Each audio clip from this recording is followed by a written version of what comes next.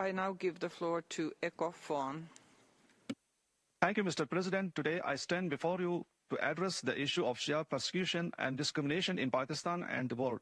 Pakistan, a nation founded on the ideals of the Islamic unity and equality, has unfortunately become a ground where sectarian violence has taken deep roots.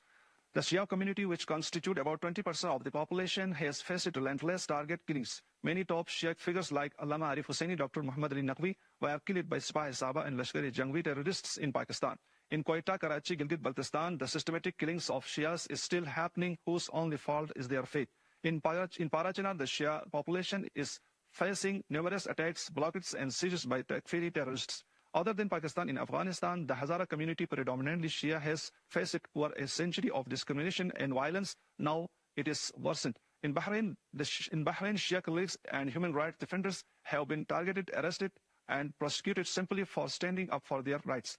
Shia leaders like Ayatollah Sheikh Isa Qasim have been forced into exile, while Sheikh Ali Salman is in jail for a long time. In Saudi Arabia, the demolition of the centuries-old Shia shrine Jannatul Baqi in 1926 is a glaring example of the discrimination against Shias. Shias are forbidden for rebuilding the shrine and offering prayer there. We demand reconstruction of Jannatul Baqi as soon as possible. I urge the international community, United Nations human rights organizations, and government around the world to put pressure on these countries to stop the persecution of Shia Muslims. These nations must be held accountable for their action. Thank you. Thank you. I now give the floor to international